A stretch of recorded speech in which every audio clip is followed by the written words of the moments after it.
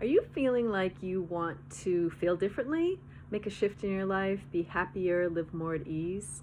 Let me share with you some of the things that I've done over the past 10 months. It's been a heck of a 2024 for me, but I'm just here to share that putting in the work is showing results, and really like thrilled by it because I didn't think it would ever get here.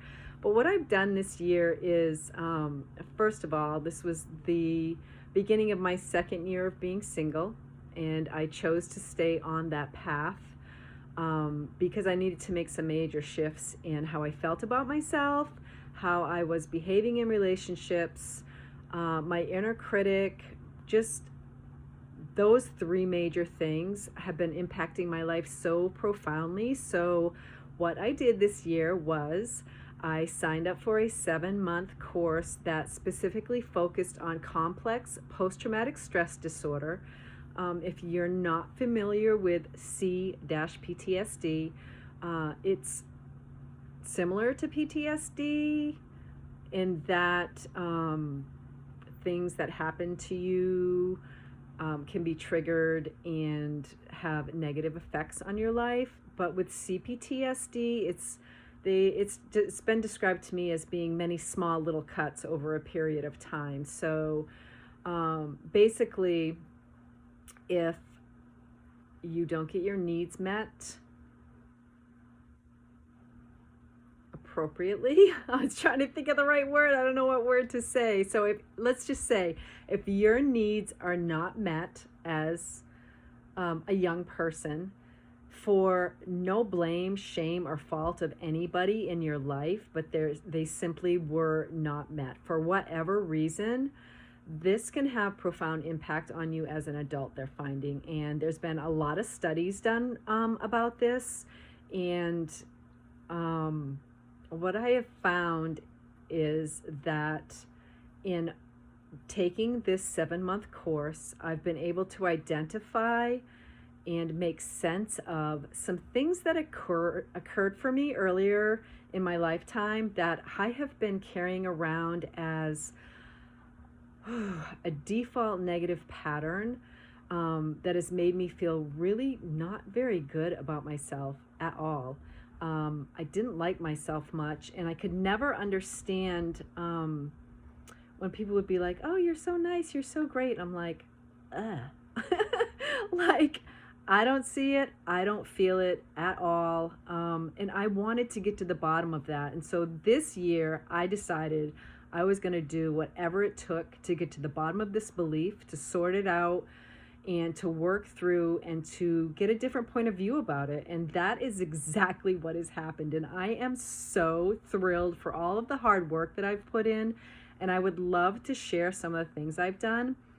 And if there's any way that I can help anybody, please do not hesitate to reach out to me. I would love to hear about your journey and see if I could bring more ease and joy into your life. I have been through a number of lifetime experiences, from a house fire to alcoholism to physical trauma and emotional trauma. I could go through some more things, but that in and of itself is enough, I think. And I have done a lot of one-on-one therapy, but what shifted for me this year was having the ability and the desire to just put both feet in 100%, doing whatever it took to push through the discomfort and to get through the other side of it. So I did a 7-month course on C-PTSD, like I said. I also have been in individual therapy, and I've been participating in a recovery group for addicts, for addiction, twice a week for about 8 months. And I added onto that a life coach because I thought, why not? Let's just do this. Go big or go home. So it's been grueling. I'm not going to lie. I wanted to quit that class a million times. I wanted to throw the towel in. I wanted to say, F all of this. It's much easier to just stay in this little victim mode and be unhappy and to do things that I already know, right? It became my comfort zone. But I have pushed through, and I just had to give myself a high five in the mirror, because I am in such a place of self-acceptance that I've never experienced before in my life. And I can look at myself in the mirror now and be content. Like, yes, the little negative critic wants to point things out still, but it's not like all I hear anymore. I also hear the positive, and I'm able to go out and like open my heart fully and talk about things that have occurred to me in my past and how they have affected me and what I have done to shift and change them without being affected emotionally by the impact of what came up emotionally during those times for me. I can see them in a different light and in a different perspective now, and I'm just so grateful that I surrendered basically and said I would be willing to do whatever it takes to shift this. And those are the major things I did, and there's a lot of little things that fall under that, like meditation and following certain people on YouTube and breath work and journaling and getting enough sunlight, making sure my sleep is regular, and exercise and eating healthy. There is a plethora of things. My self-care is easily a part-time job, and I would not change a thing about it. Not one thing about it. In fact, I am continually looking to refine, discover things that can actually bring myself more joy. And one of the other big things has been for me this has been over the past 4 years that I've really had kind of a love-hate relationship with, is I've used the tools through Access Consciousness, which primarily have you stay in the question of things, and also they have a clearing statement that they run that energetically can clear things out for you.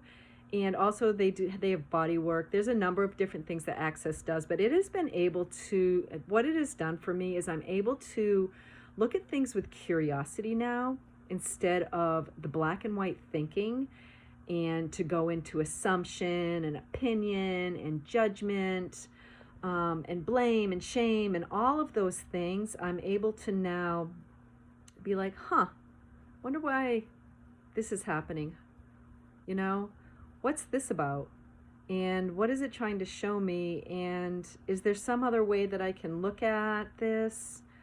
To just stay in curiosity about it. Now, this is, like I said, I've been working on this for 4 years, and still I have to remind myself, because it's been decades that I have had a certain way of thinking and looking at things. And so in my brain, there are grooves that are like formed in my brain. And so I'm trying to regroove my brain, and let me tell you that it is possible. And I would like to share a little part of my addiction journey has been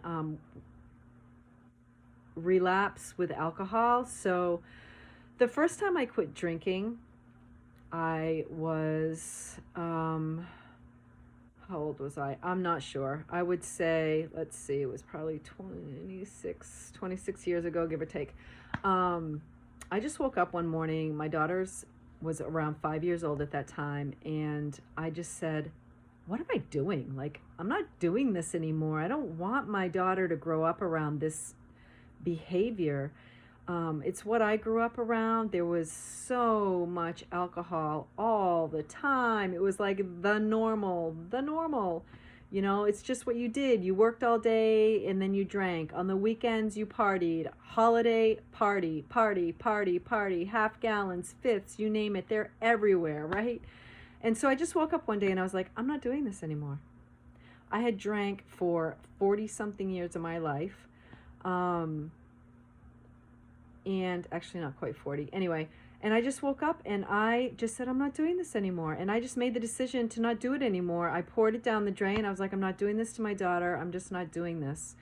And I was able to stay sober for 12 years without getting any recovery, no groups or anything, until I hit a really sticky point in my life. And actually, ironically, in a relationship with my daughter, and we were banging heads, and I was taking things so personally, and she was just trying to find her independence, right? Like she was doing what teenagers do, and I was not coping well with it. And a friend suggested that, maybe I should have a half a glass of wine and just like relax and it won't hurt you. And I thought, oh, I have 12 years of sobriety. I can have a half a glass of wine.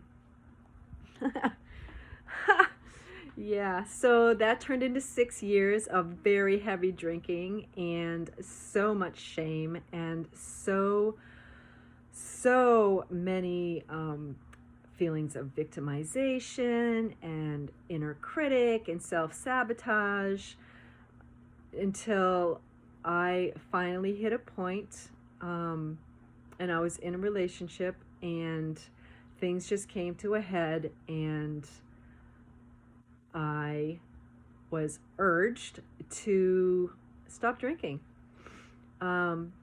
So I was desperate to hold on to the relationship, and I said, I'll do it. I've done it before.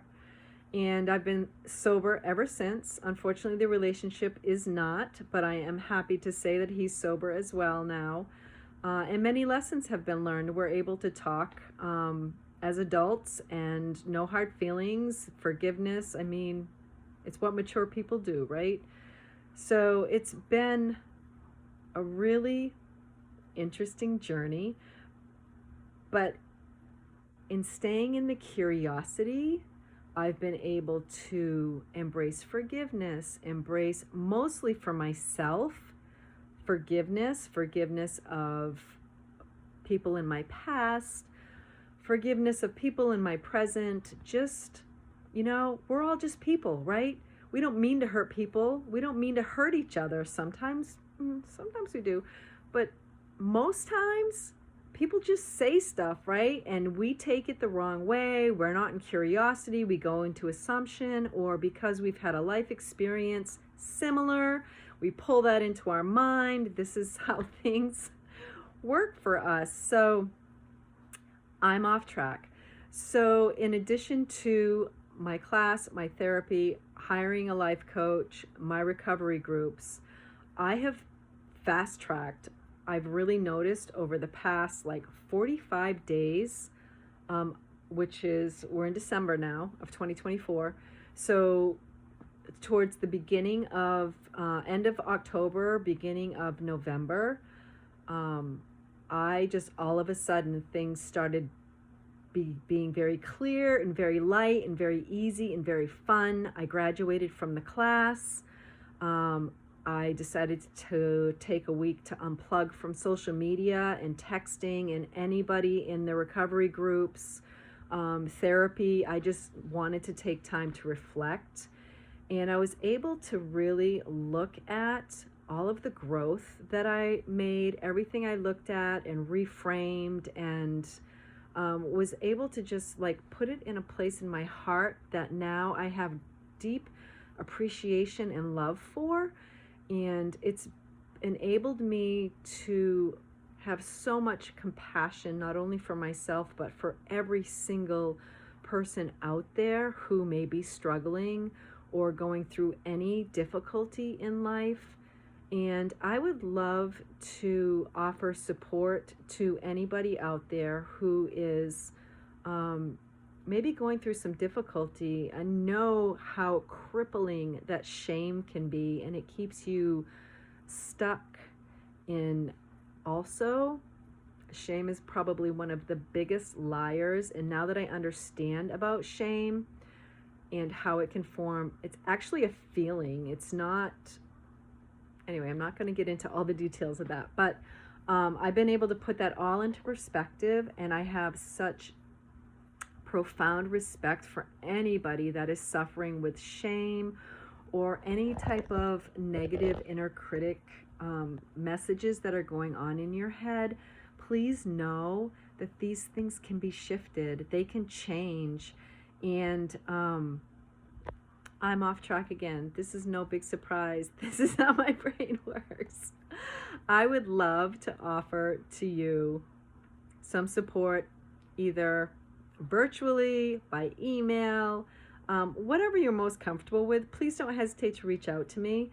Also, I just want to share that the growth in the past 45 days from putting in the past 8 months of intense, deep, focused work on myself and peeling apart layers. And I'm not saying I'm at the bottom of my layers yet, but peeling apart layers and really looking at, what is this belief and where did this come from and why do I believe this as a person? I've been able to shift all that, and I now have a website that I built on my own. What? In working with my life coach from the Bold Life Movement, Kimberly Rich. She's amazing. She has helped me transform my my body image. What am I trying to say? How I feel about my body, how I feel about myself, build a website. She challenged me to make 3 YouTube videos. I now have 148 YouTube videos. And, you know, like, I just have so much gratitude for all of the work that I've put in and for all of the people and the groups that have supported me along this journey. I just have such a deep respect, and I'm so grateful that everybody that has been part of my journey has given me so many gifts, and now I want to give back these gifts to whoever. Like, please don't suffer. We're only here one time, and there is another way. I'm here to tell you there is another way. Please do not give up on yourself. Please do not lose hope. There is another way. With love and light to all of you, always from my heart to yours. Blessings.